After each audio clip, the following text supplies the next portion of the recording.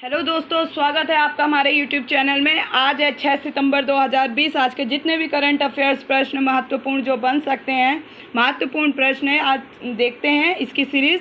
पहला प्रश्न है, किस देश की नौसेना को दुनिया की सबसे बड़ी नौसेना घोषित किया गया है? ऑप्शन ए है भारत, ऑप्शन बी है चीन, ऑप्शन सी है अमेरिका, ऑप्शन डी है रूस। Right answer is option B, चीन। इम्पॉर्टेंट क्वेश्चन है, देख लीजिए एक बार फिर से। किस देश की नौसेना को दुनिया की सबसे बड़ी नौसेना घोषित किया गया है? ऑप्शन बी, चीन। राइट आंसर है। व्याख्या देखते हैं। चीन ने अपनी नौसेना को दुनिया की सबसे बड़ी नौसेना फौज बना ली है दुनिया की। इसका खुलासा पेंटागन की अमेरिकी कांग्रेस को एक विस्तृत रिपोर्ट में किया गया था। चीन के पास अभी 350 युद्धपोत हैं और पनडुब्बियां हैं। इनमें से 130 से ज़्यादा तो सरफेस कॉम्बेटेटस है, जबकि अमेरिका के पास सिर्फ 293 युद्धपोत ही हैं। हालांकि अमेरिका युद्धपोत चीन से ज़्यादा आधुनिक है। महत्व पेंटागन की रिपोर्ट के अनुसार चीन पाकिस्तान, म्यांमार और श्रीलंका सहित कम से कम 12 देशों के इंडो पैसिफिक क्षेत्र में नए PLA बेस स्थापित करना चाहता है। प्रश्न नंबर 2 देखते हैं। हाल ही में किसने Aditya Birla idea payment bank के बैंकिंग कार्यों को बंद कर दिया है? ऑप्शन ए है वर्ल्ड बैंक, ऑप्शन बी है state bank of India, option C है Bharatiya reserve bank, option D है एशियाई bank. Right answer is option C, Bharatiya reserve bank. व्याख्या देखते हैं। बैंकिंग नियमन अधिनियम 1949 के तहत Aditya Birla ideas payment bank अब बैंकिंग कंपनी के रूप में समाप्त हो गई हैं।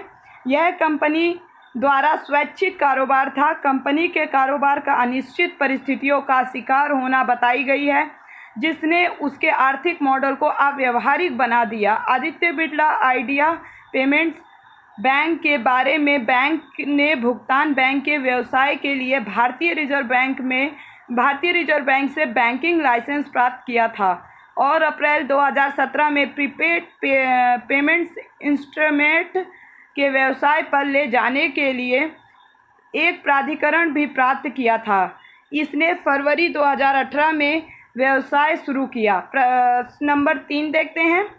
प्रधानमंत्री नरेंद्र मोदी ने तीसरे USISPF में एक विशेष भाषण दिया, तो वो डेट कौन सी है जब दिया गया है भाषण? 3 सितंबर 2020 को। ऑप्शन बी है 1 सितंबर 2020 को, ऑप्शन सी है 4 सितंबर 2020 को, ऑप्शन डी है 2 सितंबर 2020 को। Right answer is option C, 4 सितंबर 2020। व्याख्या देखते हैं प्रश्न की। US India strategic partnership forum शिखर सम्मेलन एक वार्षिक नेतृत्व शिखर सम्मेलन है। तीसरे वार्षिक USISPF का विषय US इंडिया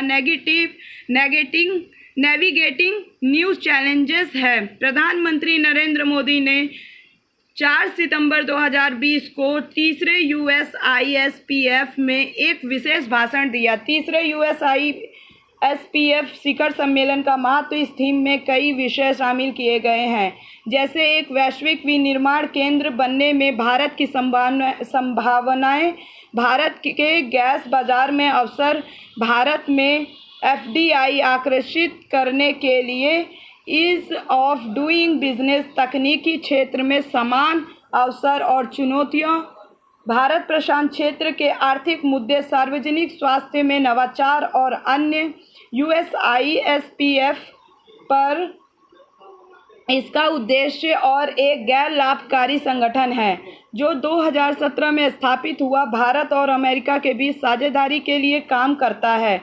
इसका उद्देश्य व्यवसायों और सरकार को भागीदार बनाना और उन सार्थक अवसरों का निर्माण करना है जो नागरिकों के लिए जीवन को सकारात्मक रूप से बदल सकते हैं।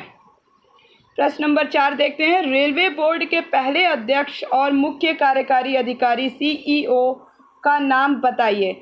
ऑप्शन ए है विनोद यादव, ऑप्शन बी है सुरेंद्र ठाकुर, ऑप्शन सी है RS Sharma and option D है नितेंद्र साहू।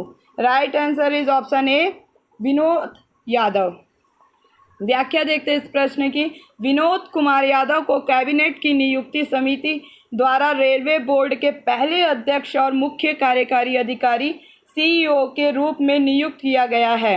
रेलवे के इतिहास में वह इस तरह का पद संभालने वाले पहले व्यक्ति हैं।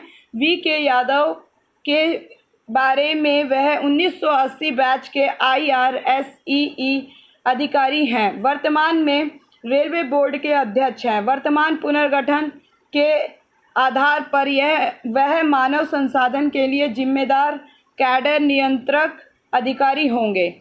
प्रश्न नंबर 5 देखते हैं। 5 संयुक्त राष्ट्र सुरक्षा परिषद UNSC के सदस्य ने किस देश को वैश्विक आतंकवादियों के रूप में 2 भारतीय नागरिकों को नामित करने का प्रयास विफल किया है? ऑप्शन ए है अमेरिका, ऑप्शन बी है चीन, ऑप्शन सी है बांग्लादेश, ऑप्शन डी है Pakistan. Right answer is option D Pakistan. व्याख्या देखते हैं। 5 संयुक्त राष्ट्र सुरक्षा परिषद UNSC के सदस्य अमेरिका, ब्रिटेन, फ्रांस, जर्मनी और बेल्जियम ने संयुक्त राष्ट्र सुरक्षा परिषद 1267 प्रतिबंध समिति के तहत वैश्विक आतंकवादियों के रूप में 2 भारतीय नागरिकों को नामित करने के पाकिस्तान के प्रयासों को खारिज कर दिया, क्योंकि इस्लामाबाद अपने आरोपों को वापस लेने के लिए सबूत पेश करने में विफल रहा। प्रश्न नंबर 6 देखते हैं। G20 के विदेश मंत्रियों की असाधारण बैठक 2020 की मेजबानी किसने की है? ऑप्शन ए है भारत, ऑप्शन बी है चीन, ऑप्शन सी है जापान एंड ऑप्शन डी है सऊदी अरब। Right answer is option D सऊदी अरब। व्याख्या देखते हैं। G20 की विदेश मंत्रियों की असाधारण बैठक 4 सितंबर 2020 को आयोजित की गई थी। इस बैठक की अध्यक्षता सऊदी अरब के विदेश मंत्री प्रिंस फैसल बिन फरहान अल सऊद ने की। बैठक में भारत का प्रतिनिधित्व विदेश मंत्री सुब्रमण्यम जयशंकर ने किया। उन्होंने 3 तत्वों के साथ स्वैच्छिक G20 सिद्धांतों का समन्वित सीमा पर आंदोलन के विकास का भी प्रस्ताव रखा।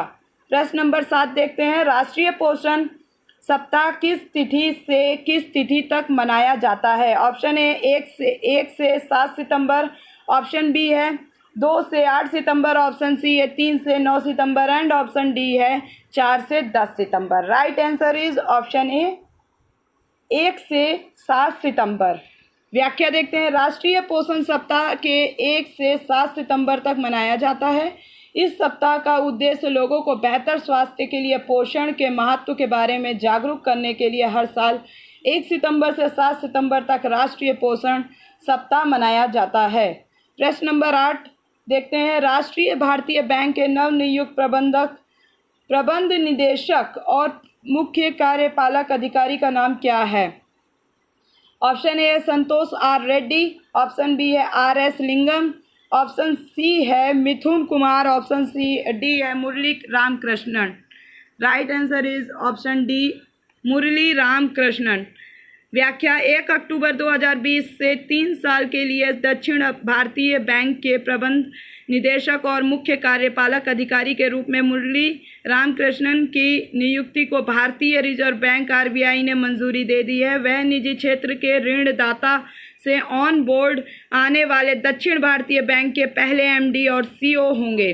प्रश्न नंबर 9 देखते हैं। पंजाब और सिंध बैंक के नए MD और CEO का नाम बताइए। प्रश्न नंबर ए है ऑप्शन नंबर ए है कपिल गुप्ता, ऑप्शन बी है संजय शुक्ला, ऑप्शन सी है Rajiv Banerjee and option D है S Krishnan. Right answer is option D S Krishnan. व्याख्या देखते हैं। पंजाब और सिंध बैंक के नए MD और CEO का नाम है S कृष्णन है। प्रश्न नंबर 10 देखते हैं। भारत को शंघाई सहयोग संगठन SCO शासनाध्यक्ष परिषद के शिखर सम्मेलन की मेजबानी करेगा। ऑप्शन ए है 1 अक्टूबर 2020, ऑप्शन बी है 17 सितंबर 2020, ऑप्शन सी है 30 नवंबर 2020 एंड ऑप्शन डी है 1 दिसंबर 2020। Right answer is option C 30 नवंबर 2020। व्याख्या देखते हैं। भारत 30 नवंबर को शंघाई सहयोग संगठन शासनाध्यक्ष परिषद के शिखर सम्मेलन की मेज़बानी करेगा। अगर दोस्तों ये वीडियो आपको सही लगे तो आप लाइक शेयर कमेंट करना मत भूलिएगा और चैनल में नए हैं तो सब्सक्राइब करना मत भूलिएगा। धन्यवाद।